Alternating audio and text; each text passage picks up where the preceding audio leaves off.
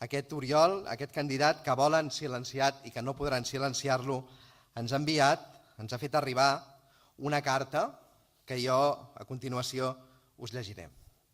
Són les paraules de l'Oriol Junqueras. Us faig arribar les meves paraules des de la presó de Soto del Real a les portes de l'inici del judici a la democràcia, en un moment complex i excepcional, ple d'injustícia, de reptes, d'incerteses, però també d'esperances i noves oportunitats. Perquè és precisament en les properes setmanes i mesos quan la democràcia i les urnes es tornaran a brindar l'oportunitat de fer sentir la nostra veu. La democràcia és sempre la millor arma per guanyar la repressió. I per això presentar-me a Europa amb aquesta candidatura és la millor manera de no fer efectiva la repressió que ens volen imposar i de demostrar que seguim disposats a defensar els drets civils i polítics i la llibertat. Permeteu-me fer-vos arribar unes reflexions sobre l'Europa en què vivim i la que volem. El món occidental s'ha caracteritzat per construir al llarg de les darreres dècades estructures socials i econòmiques inclusives. La Unió Europea és precisament fruit d'aquest esforç integrador dels seus estats membres. Són unes estructures que han fet de l'heterogeneïtat una virtut i de la diferència una oportunitat. Certament, això no ha sigut sempre així. Hi ha hagut èpoques passades en les quals la diferència era perseguida amb l'objectiu final d'assolir societats homogènies i uniformes sense dissidència política ni capacitat de crítica. Parlem, per exemple, de les dècades dels anys 30 i 40 del segle passat, quan una onada d'autoritarisme, populisme i dinàmiques excloents van recórrer el món sencer. Occident no en va quedar pas al marge i va patir dictadures terribles que van deixar ferides difícils de cicatritzar. Així tot, fins i tot en una de les èpoques més fosques de la història contemporània, sempre va existir una part d'Occident, en aquell cas els Estats Units i el Regne Unit, on encara imperaven els valors democràtics i varen garantir la supervivència dels valors inclusius, la democràcia i els drets fonamentals. Fou el president dels Estats Units de l'època, Franklin Delano Roosevelt, qui digué que la prova del nostre progrés no és si afegim més a l'abundància d'aquells que ja tenen molt, sinó si en proporcionem suficient a aquells que tenen encara massa poc. Malauradament, avui en dia observem com, de nou, poders polítics, socials i econòmics amb fortes pretensions excloents estan guanyant pes i suport arreu del planeta. Fins i tot aquells països que un dia varen ser els garants dels principis democràtics i humanistes d'Occident, avui es veuen immersos per complet en aquesta nova onada reaccionària. Parlem del cas de Trump als Estats Units, el de Bolsonaro al Brasil, el procés del Brexit al Regne Unit o de la gran coalició d'extrema dreta que s'està intentant consolidar a Europa sota la batuta de Steve Bannon.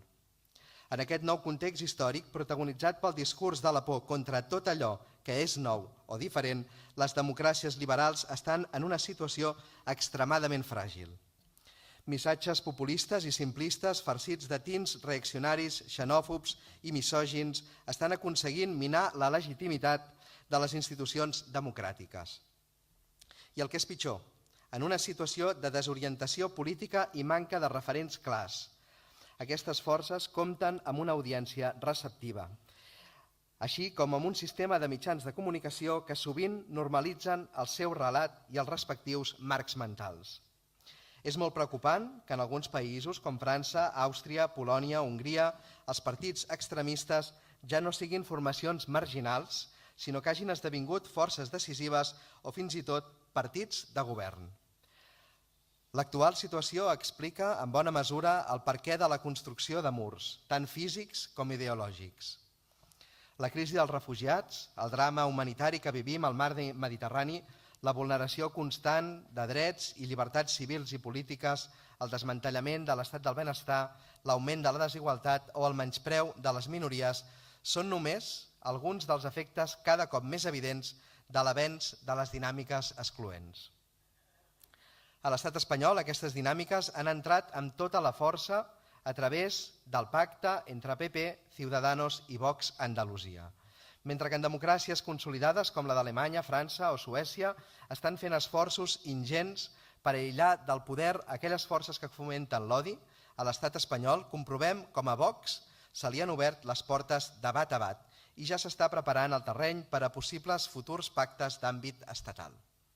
No deixa de ser rellevant que Vox, un partit que vol derogar les lleis de memòria històrica, les que promouen la igualtat de gènere, les que defensen les dones vers la xacra de la violència masclista o les que pretenen garantir la igualtat de drets pels col·lectius LGTBI, entre d'altres, sigui el mateix que demana per a nosaltres més de 700 anys de presó per posar urnes i paperetes als col·legis electorals.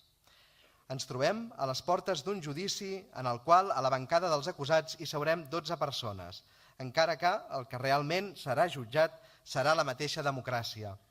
Som plenament conscients del que això representa i per aquest motiu repetim una vegada més que per molta persecució judicial, violència policial o repressió política que apliquin contra la legítima dissidència, el projecte republicà no defallirà.